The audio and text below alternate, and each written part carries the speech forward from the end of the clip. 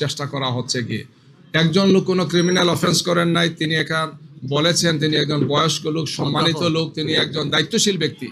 এরপরও এটাকে সাজানো মানেই হচ্ছে যে নির্বাচনে যারা হেরে যাচ্ছেন মনে হচ্ছে তারা কোনো না কোনোভাবে জনগণকে বিভ্রান্ত করার জন্য এই ধরনের একটা অসৎ উদ্দেশ্যে কাজগুলো তারা করেছেন। সবার কাছে দৃশ্যমান, সবার কাছে আকালমন্দ কে ইশারায় কাফি। আপনারা বুঝতে পারতেছেন কারা এই কাজগুলো করছেন, কারা ব্রিফিং করেন, কারা সবকিছু মিলে। আমরা সব জায়গাতেই এই বিষয়গুলো আমরা জানিয়েছি এবং জানাচ্ছি। জি, আমরা শেষ করতে পারি। এটা আমরা যত সময় উনি বলবেন, ওটা ওনার ম্যাটার, উনি বলবেন, এটা কোনো অসুবিধা তো নাই। আমার পকেটে টাকা আছে, এখানে ধরলো যে আপনি কেন? আমাকে একজন সাংবাদিক বলতেছেন আমার গাড়ি আটকাইছে এই কি সময় আগে, তো বলছে আপনার গাড়িতে 2টা ল্যাপটপ কেন? বলে আমার 3টা, তাহলে আপনার অসুবিধা কি? আমার তো 3টাও লাগতে পারে। তো অদ্ভুত প্রশ্ন এটা।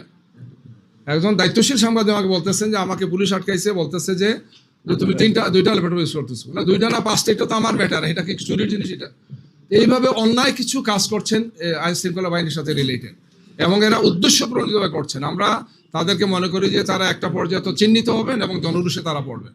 এই কাজ থেকে তাদের বেরিয়ে আসতে হবে। নির্বাচনের আগে আমরা লক্ষ্য করছি যে একটি দলকে কিভাবে টাকা উদ্ধার কিংবা ছোট ছোট টাকাগুলোকে বিশদ আকারে প্রচার করা হয়েছে। নির্বাচনের আগের দিন এই যে বিভিন্ন জায়গায় জামাতের প্রার্থীদের দলের নেতাকর্মীদেরকে ইয়া করা, এটা কি সে সাথে পুনরাবৃত্তি কিনা? আমরা আশঙ্কা করছি যে এই ধরনের মিডিয়া ট্রায়াল বা এই ধরনের প্রশাসনিক কিছু কাজ করে আমাদের মর্যাদাকে, আমাদের সম্মানকে এবং জনগণকে বিভ্রান্ত করার একটা অপপ্রয়াস অতীতেও করেছেন। তখন করেছিল ফেসিবাদের দোসররা, ফেসিবাদ এবং তার দোসররা। এখন নতুন ফেসিবাদ যাতে এই কাজগুলো না করে, যারা করবেন তারা ফেসিবাদের দোষী হিসেবে চিহ্নিত হবে। আমরা জনগণের কাছে আমাদের সবগুলো বিষয়কে স্পষ্ট রাখি। জনগণ এটাকে রুখে দেবে। এই ধরনের কোনো যদি চেষ্টা কেউ করেন, 8-এর মতো হোক, আর 14-র মতো হোক, আর 18-র মতো হোক, আর 24-এর মতো হোক, বাংলাদেশ ওখানে আর এই অবস্থায় নাই। 24-এর বাংলাদেশ, 24-এর 5 আগস্টের বাংলাদেশ কমপ্লিটলি চেঞ্জ হয়ে গেছে। সুতরাং এখানে এই ধরনের কোনো যদি অপচেষ্টা কেউ করেন, তাদের জন্য জনগণ প্রস্তুত আছেন, প্রস্তুত থাকবেন। সবাইকে জি ধন্যবাদ।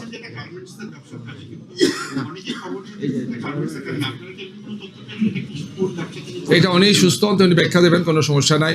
আমরা ওনার মুক্তি চাই, এবং আইন শৃঙ্খলা বাহিনীর সাথে যারা জড়িত কাজটা করেছেন আমরা অবিলম্বে তাদের ব্যাপারে তদন্ত করে ব্যবস্থা নেওয়ার জন্য কথা বলছি।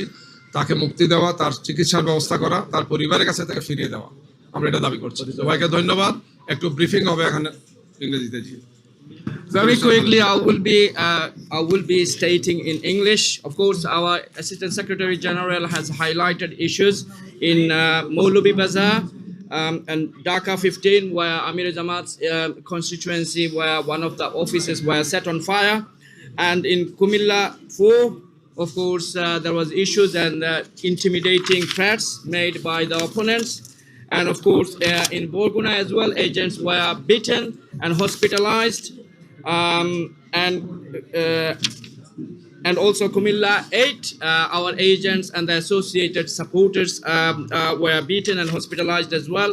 In respect of the money recovered at Syedpur Airport, first thing I would like to ask on behalf of Jamaat, to ask yourself a common sense question. A common sense question is, if someone has money with suspicious activity or illegal money, would that person or would you take it through the sophisticated security process? You wouldn't. That is the answer. And how?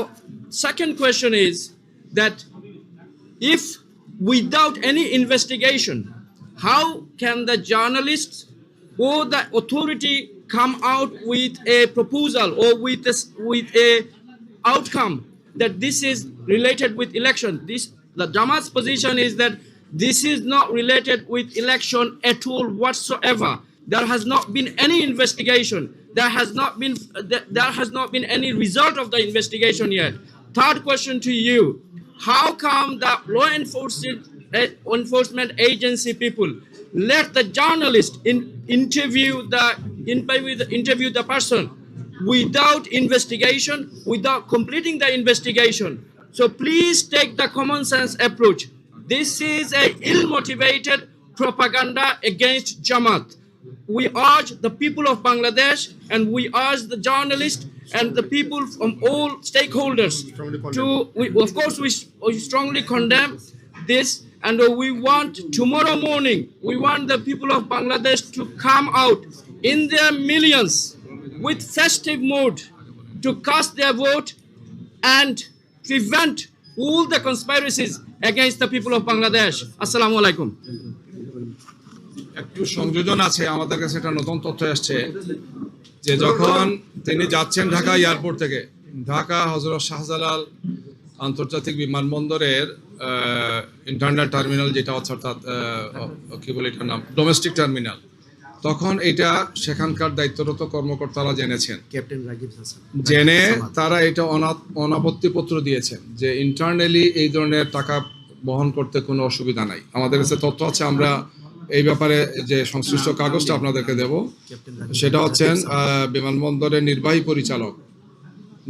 পরিচালক group captain Ragib Samad, তিনি এটা জানিয়েছেন। নির্বাহী পরিচালক group captain Ragib Samad বলেছেন যে আভ্যন্তরীণ রুটে এই ধরনের অর্থ পরিবহনে কোনো বাধা নেই, অনাপত্তিপত্র তিনি দিয়েছেন। আমরা সেই কাগজটা আমরা গ্রুপে দিয়ে দেবো আপনাদের কাছে। সুতরাং এটা বোঝাই যাচ্ছে যে এটা একটা পরিকল্পিতভাবে একটা ইল মোটিভেটেড এবং জামাত ইসলামীকে, তার নেতৃবৃন্দকে এটা প্রশ্নবিদ্ধ করার জন্য এই কাজটা করা হয়েছে। যেখান থেকে তিনি স্টার্ট করেছেন সেখানে তারা দেখেছেন, তারা সেখানে ওকে করেছেন, অথচ পৌঁছার পরে সেখানে গিয়ে এই নাটকটা সাজানো হয়েছে গিয়ে, এবং এর মাধ্যমে একজন বয়স্ক মানুষকে, একজন দায়িত্বশীল ব্যক্তিকে, তার দলকে প্রশ্নবিদ্ধ করা হয়েছে। আমরা আপনাদেরকে গ্রুপে এটা দিয়ে দেবো। ধন্যবাদ সবাইকে। আসসালামু আলাইকুম। ধন্যবাদ।